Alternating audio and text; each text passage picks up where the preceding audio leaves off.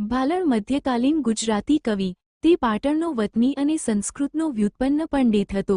આરંભમાં એ દેવીભક્ત હતો પણ જીવનના અંતભાગમાં રામભક્ત બન્યો હોવાનું એની રચનાઓ દ્વારા સમજાય છે. એણે રચેલા કહેવાતા દશમસ્કંધ માંના કેટલાક વ્રજભાષાના પદોથી એ વ્રજભાષાનો પણ સારો જાણકાર હોવાનું અનુમાની શકાય.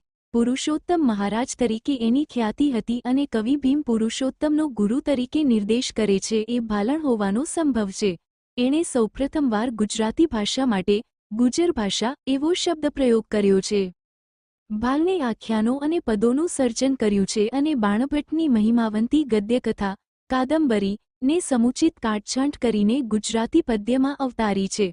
આખ્યાન કવિતાનો એ પિતા ગણાય છે, કારણ કે એની પૂર્વે કવિઓએ કથાત્મક કાવ્ય પ્રકારની ઉપાસના કરી છે, પરંતુ કડવાંબદ્ધ આખ્યાન શૈલીનો પ્રયોગ તો એણે જ પ્રથમવાર કરેલો જણાય છે. પૌરાણિક કથાઓમાંથી વસ્તુ લઈને એણે કેટલાક આખ્યાનો લખ્યા છે. આદ્યશક્તિ વિષયક સપ્તશતી, શિવપુરાણની શિકારીની કથાવાળું મૃગી આખ્યાન, પદ્મપુરાણમાંથી વસ્તુ લઈને જાલંધર આખ્યાન, ગણિકા મામકીની રામભક્તિ નિરૂપતું મામકી આખ્યાન, ભાગવતની ધ્રુવકથા વર્ણવતું ધ્રુવાખ્યાન અને મહાભારતની નળકથાને આલેખતું નળાખ્યાન જેવા કેટલાક આખ્યાનો એણે લખ્યા છે. એના આખ્યાનોમાં એ મૂળ કથાનું જ મુખ્યત્વે અનુસરણ કરતો હોવાથી અને પ્રસંગોને સંક્ષેપમાં રજૂ કરતો હોવાથી પ્રેમાનંદ કવિની જેમ એની મૌલિક કલ્પનાશક્તિનું એમાં પ્રવર્તન થતું નથી. આ સર્વ આખ્યાનોમાં નળાખ્યાન એની નોંધપાત્ર આખ્યાનકૃતિ છે. આ આખ્યાન ઉથલા વલણ વગરના 30 કડવામમાં રચાયેલું છે અને સંસ્કૃત મહાકવિ શ્રી હર્ષના નૈષધીય ચરિત મહાકાવ્ય તેમજ ત્રિવિક્રમના નલચંપુનો ઓછો વધતો પ્રભાવ ઝીલતું શૃંગાર અને કરુણનું આકર્ષક નિરૂપણ કરતું પ્રાસાદિક આખ્યાન છે. એણે બીજું પણ નળાખ્યાન લખ્યું હોવાનું કહેવાય છે, પણ એ શંકાસ્પદ છે. ભાલણની નળકથાએ અનુગામી જૈનેતર કવિઓને નળવિષયક આખ્યાનો લખવા પ્રેર્યા છે. મહાભારત પ્રમાણે નળનો રાજમંદિરમાં ગુપ્ત રીતે થતો પ્રવેશ અને પછી નૈષધીય ચરિત પ્રમાણે એ અપ્રગટ નળને સખીઓ સાથે પકડી પાડવાનો કસબ એમાં સરસ રીતે વર્ણવાયો છે. દમયંતી ત્યાગ પછી એની અસહાય સ્થિતિનું સવિગત વર્ણન ભારતીય નારીના મનોભાવો સાથે નિરૂપાયું છે. પરિસ્થિતિજન્ય કરુણ અને ચમત્કારજન્ય અદ્ભુત આ આખ્યાનમાં સારી રીતે આલેખાયા છે. ભાલણની પદરચનાઓમાં દશમસ્કંધ અને રામબાલચરિત સૌથી વિશેષ ધ્યાન ખેંચે છે. ભાલને દશમસ્કંધ નો અનુવાદ પદોમાં કરેલો છે, પણ એ નામભેદે કડવા જ છે. પદથી કડવા પ્રતિ થતી ગતિ અહીં દેખાય છે.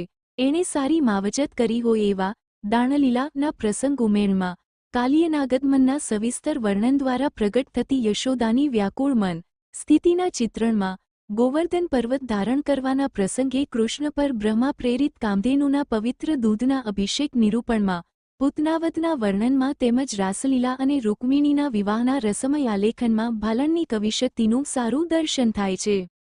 વાત્સલ્ય એનો પ્રિયરસ છે અને એ કૃષ્ણની બાલચેષ્ટાઓના સ્વભાવોક્તિયુક્ત વર્ણનમાં માર્મિક રીતે નિષ્પન્ન થતો અનુભવાય છે. કરુણના આલેખનમાં પણ એ સફળ રહ્યો છે. ભાલણ હૃદયથી રામભક્ત હોવાથી કૃષ્ણલીલાના વર્ણનમાં પણ કૃષ્ણને એ રઘુનાથરૂપે ભજે છે.